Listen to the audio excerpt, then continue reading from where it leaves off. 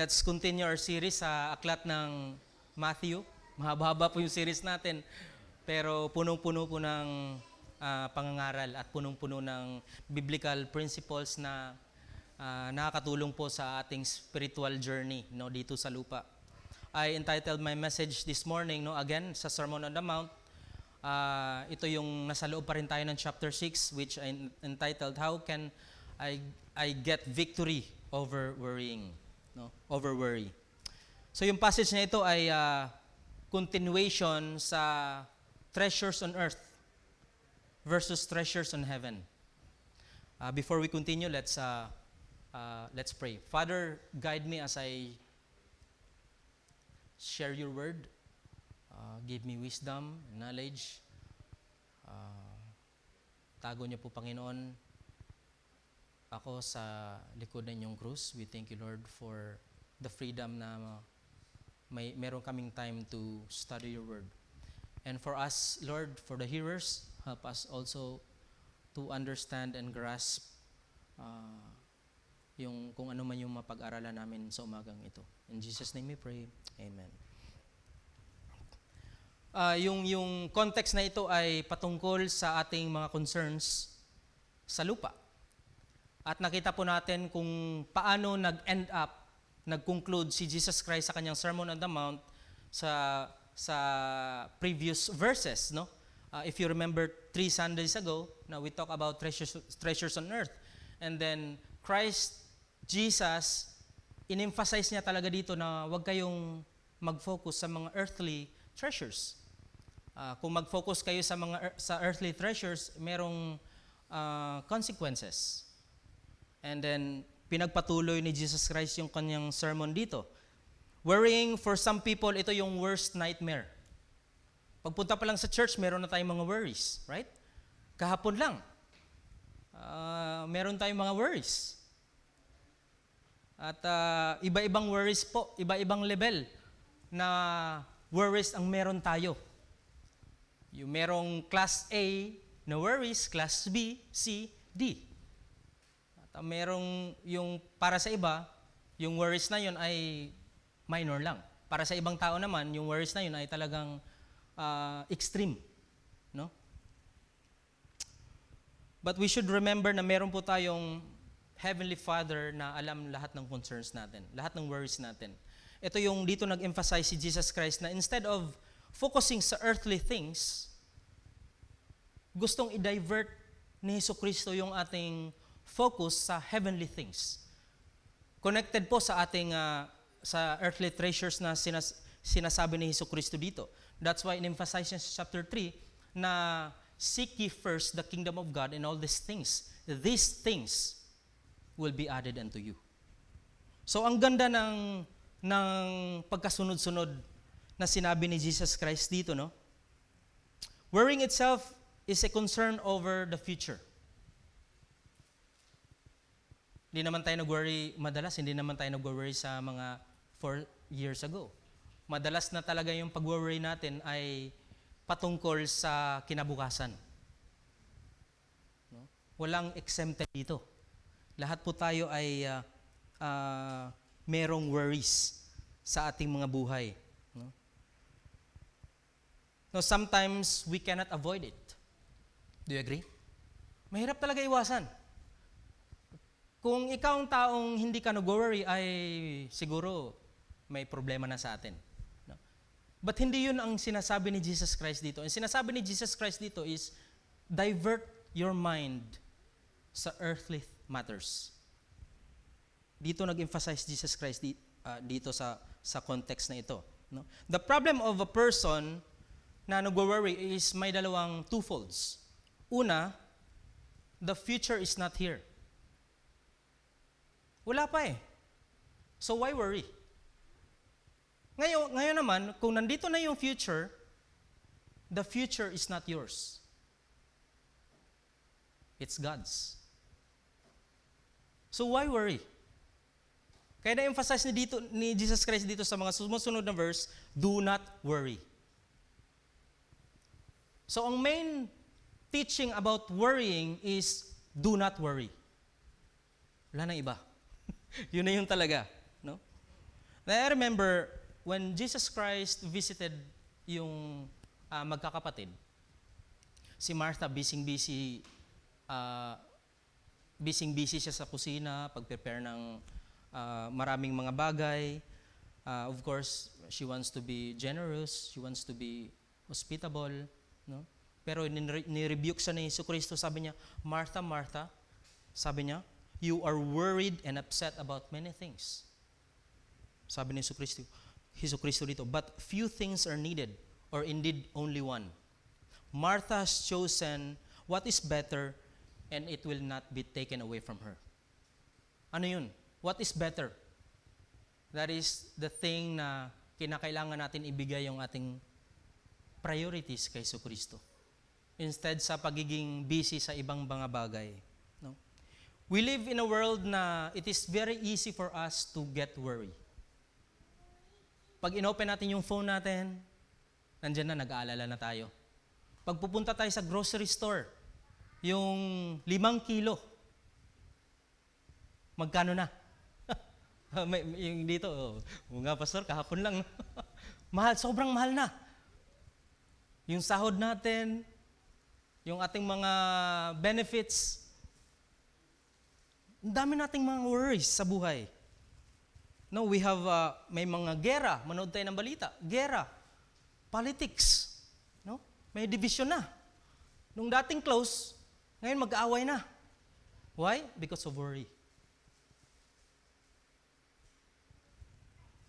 So, we easily get consumed sa ino-offer ng mundo because of worrying. Now, if we are not careful po, gaano man kaganda yung teachings ni Jesucristo sa Biblia, gaano man ka free yung time natin mag-aral ng salita ng Diyos, if we are so consumed by worrying, hindi siya magpe-penetrate. Ba't ko nasabi yun? No, we have cross-reference here. Matthew chapter 13, verse 7. Sabi dito, others fell among the thorns. This is the parable of the seed, yung sower. And the thorns came up and choked them out. So hindi siya nag-penetrate. We have 4. We have hard rocks, hard ground, no? Yung rocky, yung thorns, and then we have a good soil. No, except doon sa good soil, lahat ng mga bagay na ito ay hindi magpe-penetrate sa buhay natin because of one thing. At ano yung thorns na yun? Ito yung mga anxiety. Ito yung mga worries. No? Tingnan natin sa chapter 13 ng verse 22 ng Matthew. Sinagot dito yung tanong, ano yung thorns na tinutukoy dito? The one sown with seed among the thorns, this is the one who hears the word. And the anxiety of the world and the deceitfulness and wealth choke the world, and it becomes unfruitful. Sa buhay natin, hindi nagkakaroon ng fruit, hindi nagbubunga because of worrying and anxiety. So if we are so attached sa mundo, we get worry easily. Sabi ni Chuck Windle, worry pulls tomorrow's cloud over today's sunshine. Why worry? Well, hindi natin na-appreciate yung mga bagay-bagay na meron tayo ngayon dahil nagwo-worry tayo sa kinabukasan natin. No? So let's avoid those things. Now, Jesus Christ mentioned 3 times yung don't worry. Matthew chapter 6 verse 25, sabi dito, therefore I tell you, do not worry about your life, what you will eat or drink, or about your body, what you will wear. Is not life more than food, and the body more than clothes? Pangalawa naman sa Matthew chapter 6 verse 31. So, do not worry saying, what shall we eat? Or what shall we drink? Or what shall we wear? Pangatlo, Matthew 6:34. Therefore, do not worry about tomorrow. In-emphasize ulit ng Panginoon dito. For tomorrow will worry about itself. Each day has enough trouble of its own. Sa kanya na yun eh. Ang importante today. So, do not worry. Yun yung in-emphasize ng Panginoon dito. Now, tingnan natin before we go sa ating main points, no? Sobrang exciting yung sinasabi ng King James Version about worrying, no? Philippians chapter 6 verse 3. Familiar tayo dito. Sabi dito sa King James Version, be careful for nothing. No? But in everything by prayer and supplication with thanksgiving, let your request be known to God. Yan yun sa King James Version. Sabi dito, be careful for nothing. Sa NIV naman, do not be anxious about anything. So meaning, worrying is nothing. Walang kwenta. Kaya wag kang mag-worry. Gusto ko yung version ng King James, no? Be careful for nothing.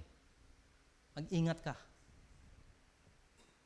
So as a young boy dati, parang just like Noah's age or kay Eli, carefree.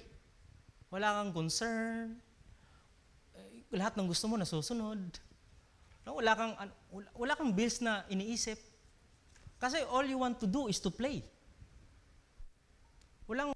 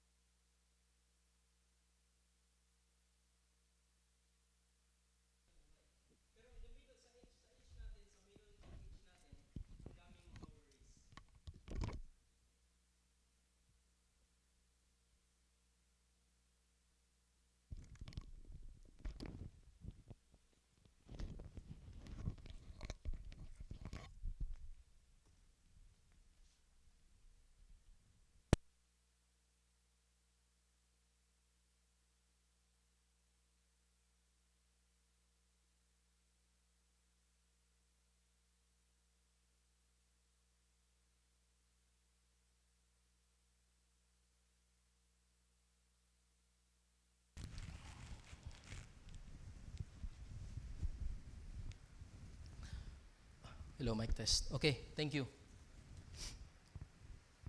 Jesus Christ is not telling us not to plan. Kasi sabi sa verse, no, huwag kang mag-alala. Do not worry for tomorrow will worry itself. But Jesus Christ, I'm telling you, Christ is not telling us not to plan. Hindi niya sinasuggest na huwag kayong magplano. Okay? Kasi, ladies and gentlemen, yung ating Panginoon ay nagpaplano. He planned about the things, about the ministry, about the Lord's Supper, about kung paano niya i-gather yung kanyang mga disipulo.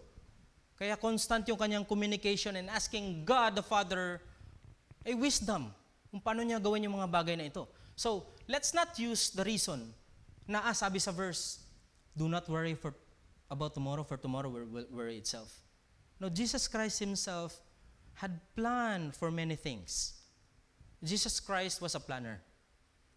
Kaya kailangan po natin suriin na maigi kung ano yung sinasabi ng konteksto ng verse na sinasabi ni Jesus Christ dito. For some preachers, they really dwell on the idea na wag tayong magplano. Yung church calendar natin is pagpaliban na lang yan kasi the Holy Spirit will guide us. Meron tayong pinagbansaga na joke ng iba na as the Spirit leads. Let's be careful of using that, no? Kasi pag hindi tayo nagpaplano, pag inaalaw lang natin na lilid tayo ng Holy Spirit ay nasisira yung ating mga plano. No? God is a God of order.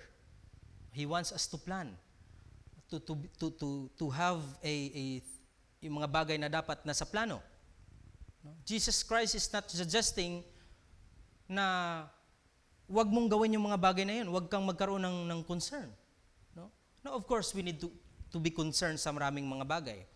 Ano yung difference ng worry and concern? Well, worrying sees problem while concern solves problem.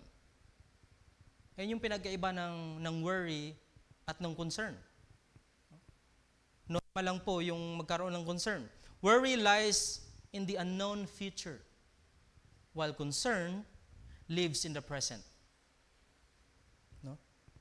Kaya we need to understand those things. No? Before we get sa ating main points, merong sobrang ganda ng sinasabi ni Jesus Christ dito na pagkasunod-sunod. We need to understand worry. What is worry?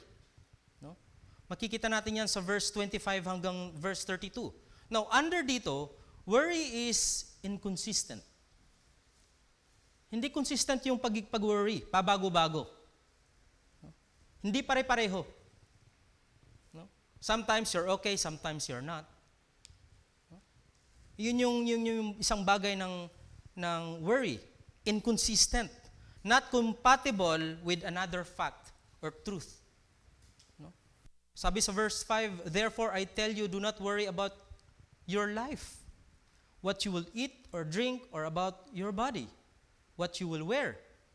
Is not like more than food, and the body more than clothes? So why worry? Minsan yung mga worries natin ay hindi naman talaga siya worry. Binibigyan lang natin ng kahulugan na worry siya, pero hindi siya worry. Hindi siya consistent. Worry is inconsistent, suggests that worrying is not reliable.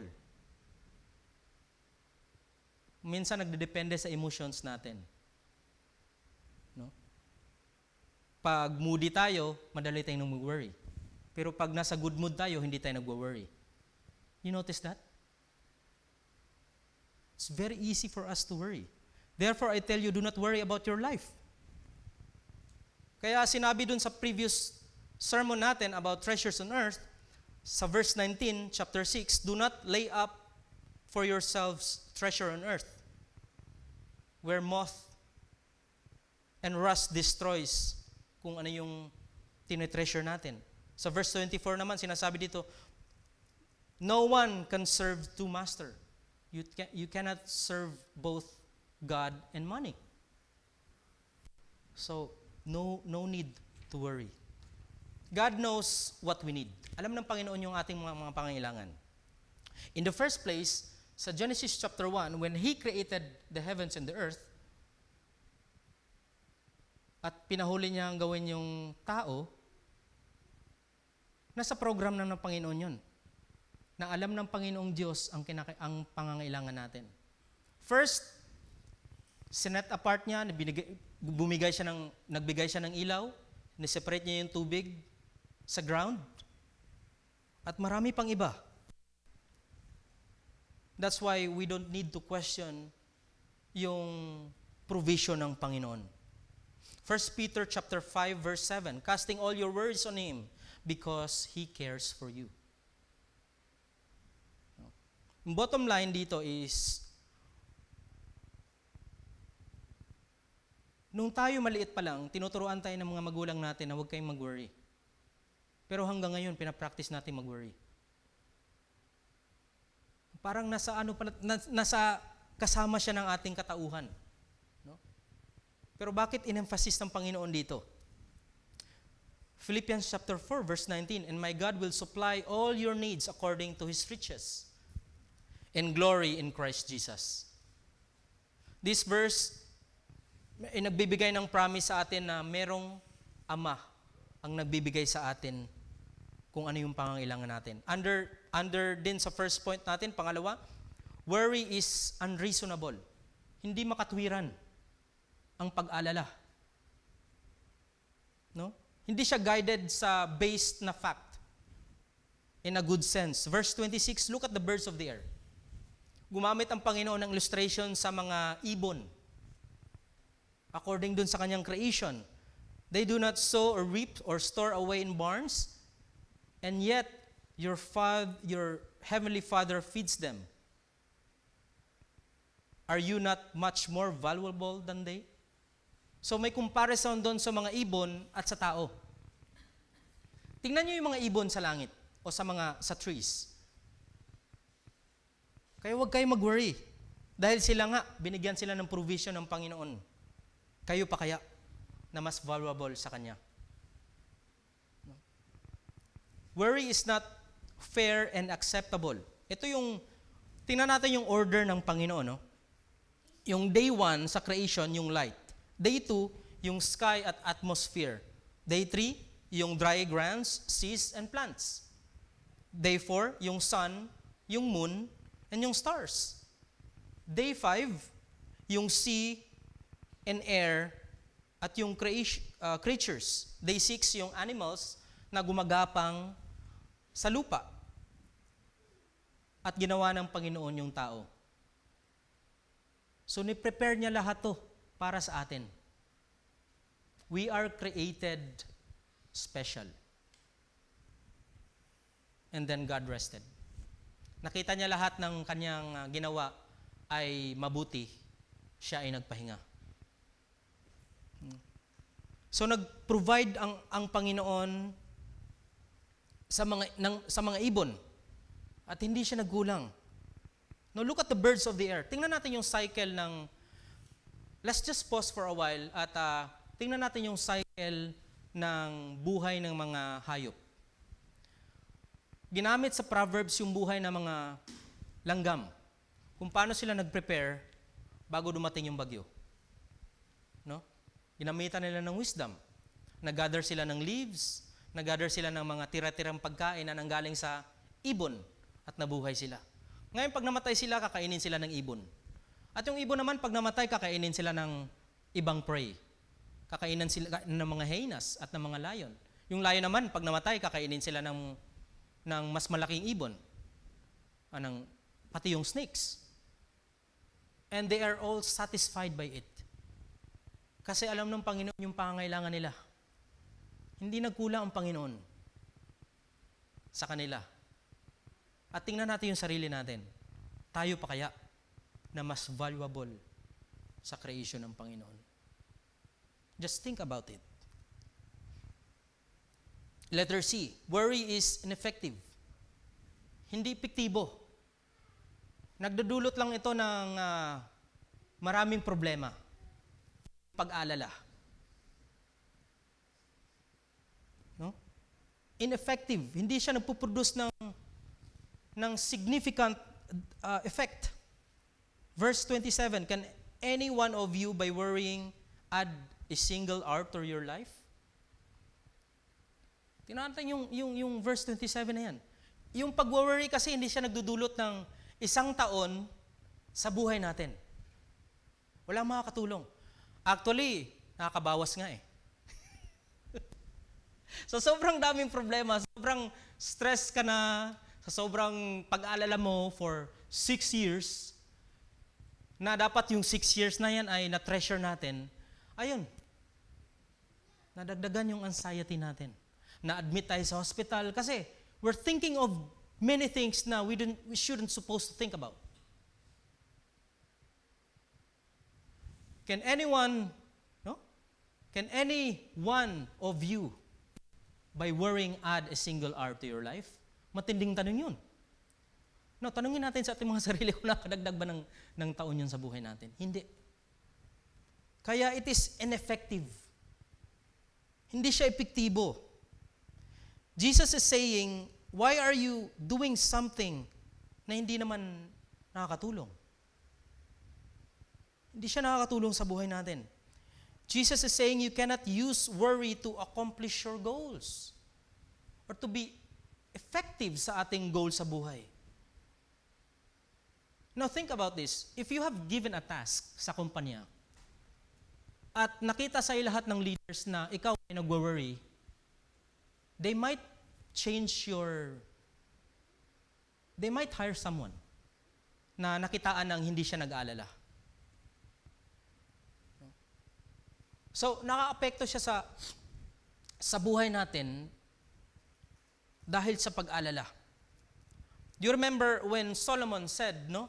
Sa chapter 5, verse 3, the more you worry, the more likely you are to have bad dreams. Ayun. Nahulog. So, the more worry we are, the more you will have bad dreams. Totoo, ito hindi lang to isang, now, tingnan natin. No? Lately, sa personal mga buhay natin, if we worry so much, nagkakaroon tayo ng bangungot. Sama ng panaginip ko. No? Kasi we're thinking about many things. Pagising natin, hindi na maganda yung mood natin kasi hindi maganda yung tulog natin. Bakit hindi tayo nagkakaroon ng magandang tulog? Kasi stressful tayo. Bakit tayo stressful? Kasi nag-worry tayo. Yun lang yung bottom line. Yun yung main point. No? The more worry you are, the more likely you will have bad dreams. And the more you talk, the more likely you are to say something foolish. O tingnan natin yung effect, no? Pag nag-worry daw tayo, no, ilagay natin sa practical na bagay. Pag nag-worry tayo, nagkakaroon tayo ng bad dreams. Pag nagkakaroon tayo ng bad dreams, so yung ating pananalita ay hindi na maganda. The more you talk, the more foolish we are. Why? Because we worry too much. Now, D, worry is logical. Walang saysay. Walang meaning. Hindi siya logical. No? Lack of sense. Kulang sa reasoning. Yung pag-alala. Verse 28, and why do you worry about your clothes? Matindi yung illustration dito ni Jesus Christ, no? Damit. Why worry about your clothes? See how the flowers of the field grow? They do not labor or spin, yet I tell you that not even Solomon, in all his splendor was dressed like one of these. If that is how God clothed the grass of the field, which is here today and tomorrow is thrown into the fire, will he not much more clothe you of little faith? The more you have, the more worrier you are. No? Mas madali kang mag-alala. The more clothes you have, the more option you will get. Right? Punta tayo sa walk-in closet. Ano bang susuotin ko this Sunday, no? Ay, minor lang, no? Ano bang susuotin ko hanggang nag-isip ka na 30 minutes? Ano bang bagay na shoes, no? Lumipas yung 45 minutes. Lumipas yung 2 hours late ka na sa church, hindi ka pa nakapagpili ng clothes. These are practical things, no? Yung iba nga, wala silang damit, hindi sila nag-alala. The more clothes you have, the more option you will have. Kaya minsan, sa daming restaurant sa loob, no? May McDo, may ganito. Ang daming option. Ang hirap pumili kung saan ka pwedeng kumain. Eh di mas mainam na yung isang restaurant lang kasi doon ka na talaga diretso eh. So, Jesus Christ is telling here, no? Na do not worry. Ginamit niya yung damit. No, even si Solomon, hindi siya nakadress ng ganyan katulad ng mga lilies. No, Jesus could be standing there, no, in-straight niya yung mga plants sa harapan ng kanyang mga disipulo to see them kung ano talaga yung nararapat nilang gawin. Psalm chapter 8 verse 4, what is mankind that you are mindful of them? Human beings that you care for them. No? Special tayo sa harapan ng Panginoon. We should not worry sa mga bagay na yan, no? Na hindi nakapagbigay sa atin ng magandang impact. God takes care of a short lifespan sa isang plant na temporary lang. No? Yung isang lilis na yan, ilang years yung lifespan nila. maybe 5 years? Or pinaglaruan ng mga bata, even siguro 2 days. Pero tayo pa kaya mga tao? No? Letter E, under ito sa understanding about worrying. Worry is irresponsible. Irresponsable. Walang panagutan. Not showing a proper sense of responsibility. No? Hindi siya maasahan. Verse 31, do not worry saying, what shall we eat? Or what shall we drink? Or what shall we wear? For the pagans run out all these things, and your heavenly Father knows what you need them, that you need them. For pagans, no, sa ibang version, ito yung mga pagans na hindi nagtitiwala, hindi naniniwala sa Panginoon. No? Yung Gentiles, hindi sila naniniwala sa Panginoon. But God knows exactly what they need. Para kayong pagano. So huwag kayong mag-alala sa mga bagay na ano yung kakainin nyo, ano yung inumin nyo, ano yung susuotin nyo. Ito yung mga sinyales na, these are general, no? Ito yung mga sinyales na nag-worry tayo too much. No? Una, you look for danger in every situation. Naranasan ko yan minsan. Nag-overthink ako. No, what if yung bata naglalakad papunta sa school? What if kinuha siya kasi uso dito yung abduction eh. Yung pagkikidnap eh. No, I worry too much. Hanggat hindi na ako mapakali. No, ihatid mo na yung bata kasi iba yung iniisip mo eh. You spend your nights worrying instead of sleeping. Di tayo nakakatulog, no? Itim na ng eye bags natin. Kasi nag-worry tayo too much. Yun, ang nagdulot sa atin ng pag-worry, puyat. Walang tulog. You find it hard to move past conflicts. Kasi nag-worry tayo. Talagang hindi tayo makapag-move on. You are resentful and of those around you. Parang ilang. Parang hindi tayo sa mga tao sa paligid natin. You feel guilty all the time. Kasi nag-worry tayo. Let go. So yun yung take ni Jesus Christ, yung understanding about worry. No? And let's be thankful of that, na sinabi yun ng Panginoon sa mga verses na yun before siya nag-proceed sa verse 33. No? Ni-present niya dito, do not worry. In-illustrate niya yung plants. In-illustrate niya yung birds. In comparison sa buhay natin. No? Na worrying, it is inconsistent, it is unreasonable, it is ineffective, illogical, irresponsible. So, do not do it. Don't worry.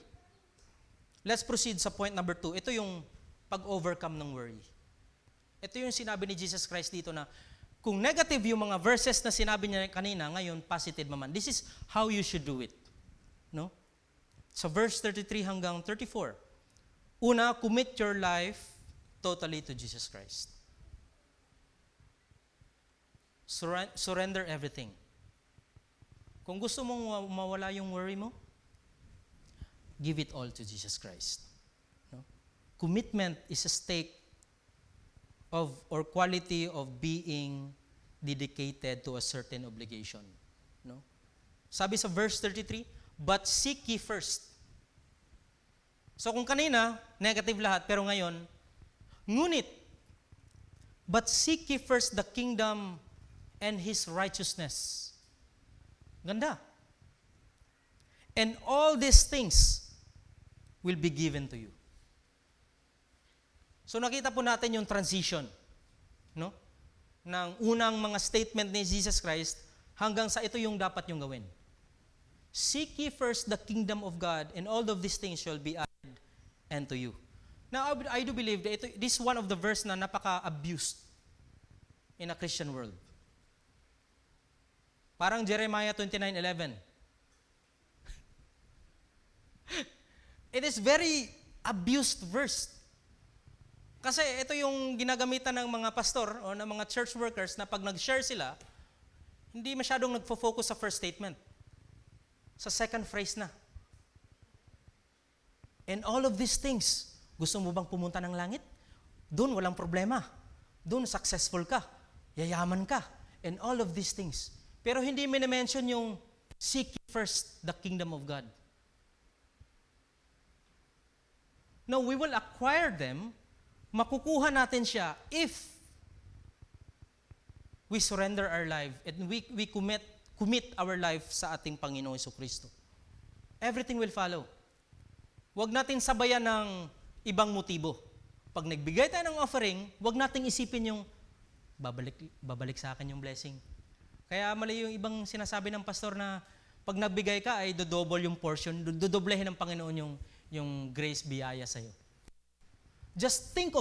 Don't think of anything. Just commit your life kay Jesus Christ and everything will follow.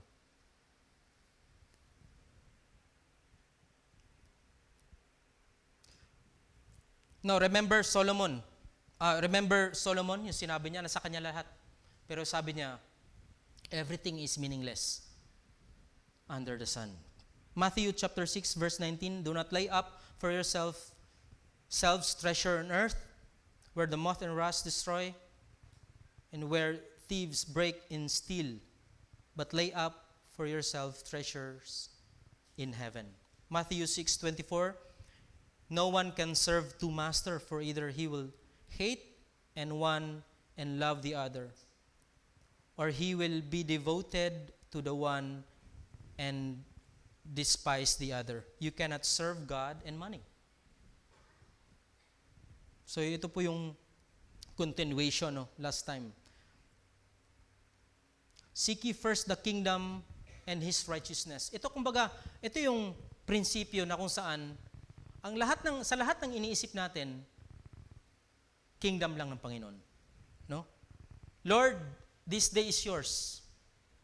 Lord, my wife is yours. My children is yours. My work is yours. Everything is yours. Wala tayong single na material na sa atin. Lahat ay binigay lang ng Panginoon sa atin so that we can enjoy Him forever. We will give everything to God. No? Ang mahirap nga lang talaga, if we surrender our life sa Jesucristo, binigay na lahat ng bagay binigay natin sa Kanya. Pero nung nag-worry tayo, gusto nating abutin, dahan-dahan, pabalik sa atin yung mga bagay na yan. Wala, sinurrender na natin Sa Kanya na yan. Psalm 37 verse 5, commit your way to the Lord. Trust in Him and He will do this. Merong isang businessman na sobrang busy niya sa trabaho, CEO siya. One morning, pumunta siya sa kanyang office at medyo natamaan siya ng mga gamit kasi disarrange Sobrang daming gamit dahil hectic yung schedule niya. Natamaan siya sa kanyang leg at napalingon siya sa table niya at nakita niya yung malaking chair na lagi niyang kung saan siya nakaupo every day. Sabi niya, this is too much for me. Sabi niya sa kanyang sarili, Lord, you will be the CEO sa kumpanyang ito. You take over. I will give everything sa iyo. Yun yung sabi niya sa kanyang buhay. Who is seated on the throne sa kanyang buhay. Yung Panginoon lang. Pangalawa naman, letter B, concentrate your energies on living one day at a time. One day at a time. Sa verse 34. Therefore, do not worry about tomorrow, for tomorrow will worry about itself. Each day has enough trouble of its own. So concentrate. Focus on one attention on a particular activity. Focus lang. One day at a time. Focus on the present. Minsan, nakakalimutan natin yung present dahil sa ating pag-worry, laging next week or tomorrow yung ating naisip. We will not appreciate today. Kasi nag-worry tayo sa kinabukasan Many times na experience ko to dahil sa pag-worry, pag-worry, yung mga bata na sa harapan ko naglalaro. They want to play with their father, their dad. Eh dahil worry ka sa kinabukasan, hindi mo na sila na-appreciate. No? Nana-neglect mo na kung ano yung meron ngayon. Pangalawa, trust in God's provision. We know God provides.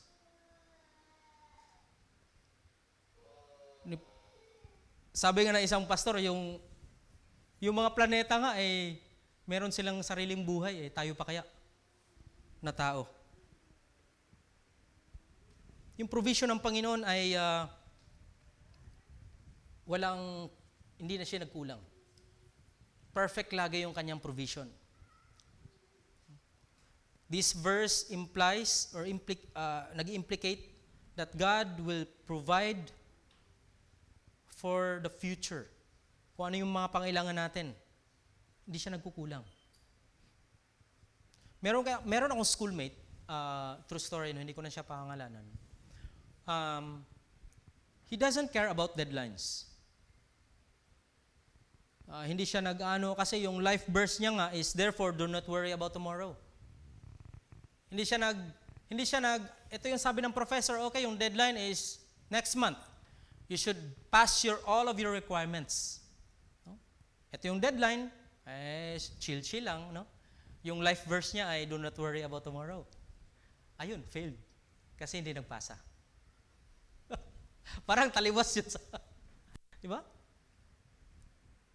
And then pangatlo, do not dwell on your yesterdays. Tapos na yun Move on. Past is past, ika nga. Kung criminal ka dati, let it be. Binago ka na ng Panginoon. Kung meron ka mga kaaway 5 years ago, tapos na yun. Nag-reconcile ka na sa kanila at sa Panginoon. Tapos na yun. Kung concern ka pa, worry ka pa, baka nakatali ka pa dun. Let our relationship with Christ dwell sa Kanya richly. No? Yung rope na yun, yung tali na yan, cut it off. It's done. It's finished. No? Do not dwell on your yesterday. So Psalm 103, verse 12, as far as east is from the west, so far has He removed our transgressions from us. Pang-apat po, do not worry about yesterday's success. Gusto kong maging successful today. Tulad nung naging successful ako 6 years ago. No. Iba kahapon, iba ngayon. Remember? Change are constant. Ang pagbabago ay palagi yan. You might be successful today, maybe not tomorrow. Huwag tayong mag-dwell sa anuman. Focus ngayon. I remember there's a cute story. It is a true story about a pastor who meron siyang long flight from Detroit to I think Canada. So sobrang layo. Sabi niya, isang gabi sa flight niya, sobrang lakas ng turbulence at nag-worry na yung mga pasahero. Sobrang lakas na ng kidlat, may thunderstorm na, no? At napansin niya sa isang gilid, may isang little girl na nakapatong yung kanyang paa at nagbabasa lang ng book. Sabi niya, curious siya, sa lahat ng mga pasahero dito sa loob ng airplane, etong isang maliit na babae ang hindi nagpapakita ng any signs of being worried. At sabi niya sa kanyang sarili, nung pastor, sabi niya, gusto kong kausapin tong maliit na babae na ito pag nag-land kami sa airport. So, fast forward, nag-land na lahat, nakuha na ng mga bagahe, nag-ano na sila sa exit, at hinintay niya yung maliit na babae. Sabi niya, excuse me, I'm just curious, no? Doon sa flight kanina, malakas na yung hangin, turbulence na, o ilang minuto. Can you tell me kung bakit hindi ka nag-worry? Sabi ng isang maliit na babae, well, it's because the pilot is my daddy. He will take me home. Mga kapatid, sa buhay natin, sa journey natin, pag may turbulence, ups and down, let's always remember na yung ating provider, comforter, yung ating leader is our Father in heaven. He will get us home. No? Sa dami pa naman ng problema, hindi naman nagkulang ang Panginoon eh. No? Yung pag-worry ay hindi nakakatulong sa buhay natin. Well, let it be. Ayan, nandyan na eh. Kaya let's always remind ourselves na yung pag-aalala ay hindi makakatulong. No? Showing concern is normal. Dapat lang na mag-concern tayo pag yung anak natin tumakbo sa street. But do something about it. That's why worry and concern ay iba. Yung concern is normal, yung worry is not. Instead, make a solution and pray about it. Kasi yung ating Ama sa langit ay laging nandyan para sa atin. Let's pray. Father, we thank you so much for your word. We thank you, Lord, for the things na binibigyan mong linaw sa amin, not to worry about tomorrow. Instead, to focus on your kingdom, to focus on your will, to depend on you, to rely on you sa kahit anumang mga bagay, Panginoon. Salamat, Lord. In Jesus' name we pray. Amen.